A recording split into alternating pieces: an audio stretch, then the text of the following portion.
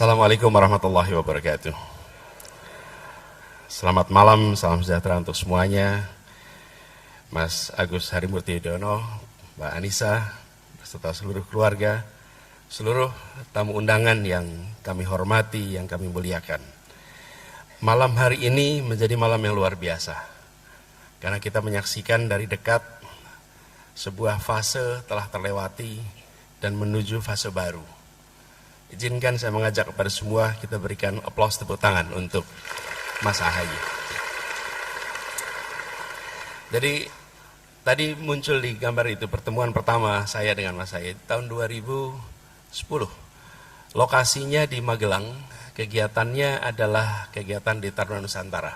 Pada waktu itu saya masih bertugas di kampus, dapat undangan untuk berbicara di Taruna Nusantara, kemudian Mas Ahaye sebagai alumninya hadir bersama di situ.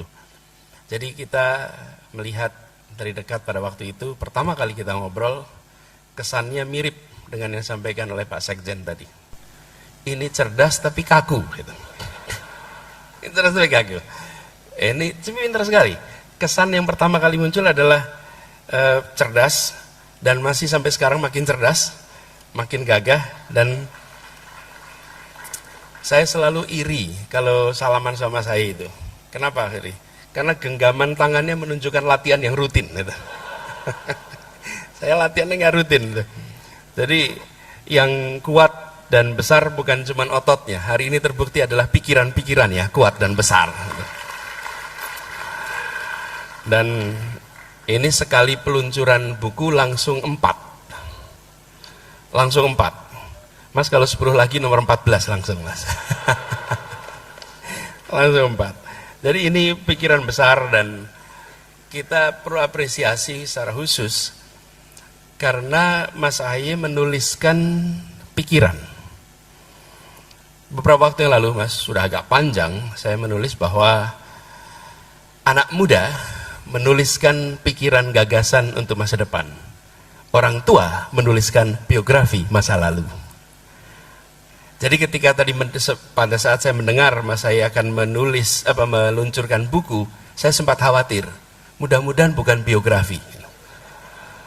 Karena kalau biografi, dia bercerita tentang kemarin. Yang berhak cerita tentang kemarin itu yang lain. Pak SBY boleh bercerita kemarin, tapi Mas Ahaye harus bercerita masa depan. Dan kecurigaan saya keliru. Mas Ahaye menuliskan gagasan untuk masa depan. Ini keren Mas, ini keren karena di sini ada aspek bagaimana kita mengubah perjalanan jadi pengalaman dan pengalaman jadi hikmah. Mengubah perjalanan jadi pengalaman dan pengalaman jadi hikmah. Kita semua menjalani, banyak yang kita jalani, tapi tidak semua yang kita jalani jadi pengalaman. Dan tidak semua pengalaman kita bisa ambil hikmahnya. Ini tetralogi 4 bukunya. Bapak Ibu sekalian sudah dapat kopinya belum? Belum. Nanti dapat kan? Saya sudah dapat edisi awalnya. Edisi awalnya. Saya melihat apa yang dituliskan di sini. TNI kuat, negara hebat. Apa sih? Ini reflektif. Ketika Mas Ahaye bertugas di TNI sebagai seorang perwira, berangkarir, tapi bukan soal karirnya, tapi soal tanggung jawabnya. Dan di situ saya melihat catatan-catatan yang menarik sekali, bahwa ada keseriusan di dalam melihat soal keamanan, komprehensif, tantangan masa lalu dicoba dilihat sebagai bekal untuk menghadapi tantangan masa depan. Lalu buku yang kedua, Mas Ahaye bercerita tentang mewujudkan Indonesia emas. Ini ya, menuliskan tentang masa depan itu salah satu pekerjaan paling sulit. Karena nanti para futurolog akan mereview apa yang kita kerjakan. Tapi yang menarik dari yang disampaikan Mas Ahaye ini, bukan soal bagaimana Indonesia nanti di 2045, tapi tentang bagaimana kita memikirkan secara serius negeri yang dicintainya.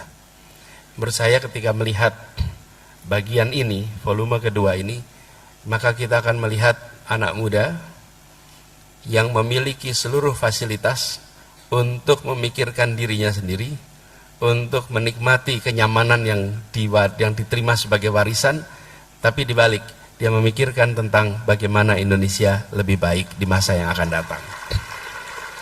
Ini penting sekali, dan soal demokrasi di bukunya yang ketiga, memang ini satu transformasi yang luar biasa. Saya pun pada masa itu merasakan betapa pilihan yang diambil oleh Mas Ahaye ini pilihan yang sangat berani. Tapi dituliskan juga oleh Pak Dino tadi, bercerita tentang harus menjalani proses pembentukan. Bahkan dikatakan tadi ilmu berlian. Pak Dino ilmu berlian. Yang menarik Mas terkait ilmu berlian ini. Berlian itu kalau dijual, kalau kita beli, itu hitungannya gram. Oke. Karat, gram, tentulah karatnya tinggi, gram tapi. Yang kedua, ada namanya batu bara, Mas. Batu bara itu kalau kita cari, hitungannya kira-kira ton, bahkan tongkang. Nah, ada orang jual batu bara itu gram. Tapi juga sebaliknya, nggak mungkin kita mau beli berlian setengah ton. Gitu. Nggak ada. Tapi apa yang menarik? Batu bara dan berlian itu berasal dari materi yang sama.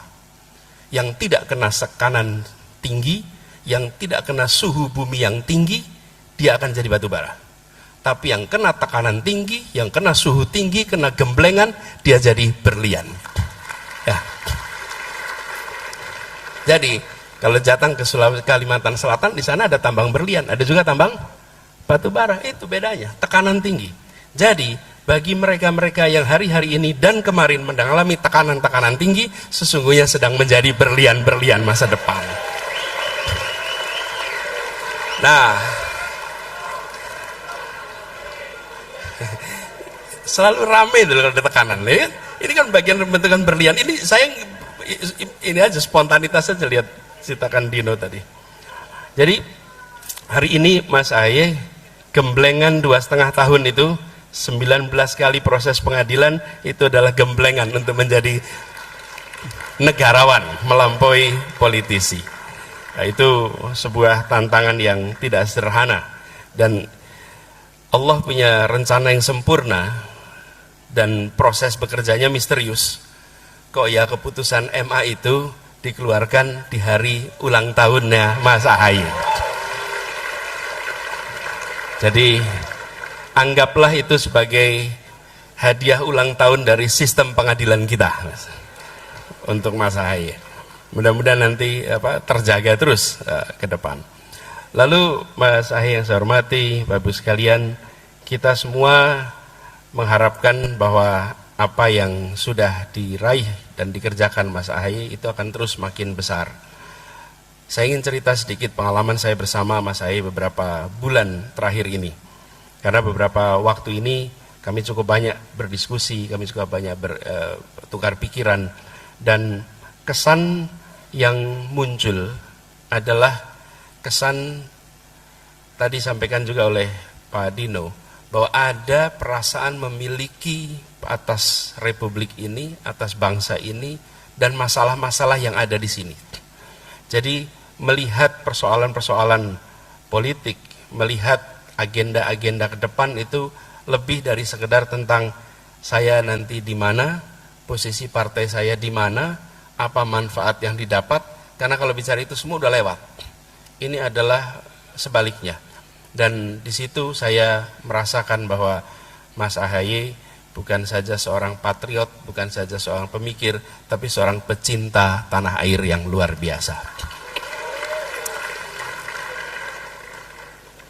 Ada satu hal yang seringkali kita sering lupa kalau berada di wilayah politik dan bertukar pikiran. Begitu banyak di antara kita yang hebat di dalam berbicara, di dalam mengungkapkan pikiran. Lihatlah pidato, pikiran mereka-mereka yang berada di wilayah politik.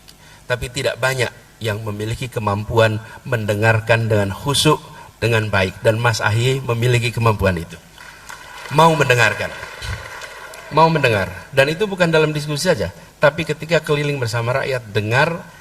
Dan yang saya maksud dengan dengar itu bukan hearing, tapi listening.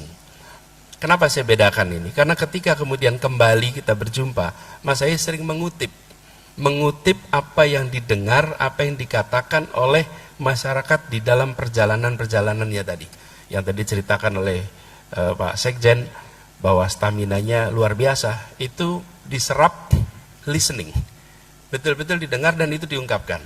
Jadi saya merasa salut betul dan berharap tulisan yang sekarang kita saksikan sebagai tetralogi ini nantinya menjadi roadmap di dalam perjalanan ke depannya. Ini menjadi proyeksi.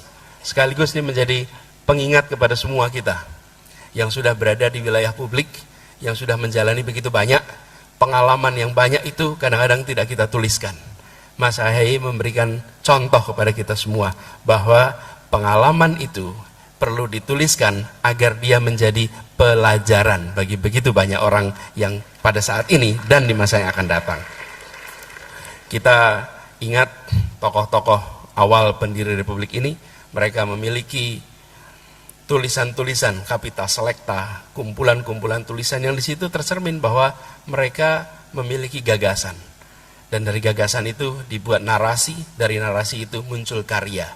Ini yang penting untuk dikembalikan. Bagaimana tulisan-tulisan itu menjadi suatu yang kita kerjakan secara sengaja dan harapannya menjadi pelajaran bagi semuanya. Mas Ahaye, selamat ulang tahun. Selamat atas peluncuran bukunya. Perjalanan masih panjang ke depan. Kita tengok sama-sama ke belakang tadi, Mas Ahaye sudah punya sejarah yang luar biasa. Insya Allah ke depan akan ada sejarah-sejarah yang lebih luar biasa untuk semuanya. Terima kasih. Assalamualaikum warahmatullahi wabarakatuh.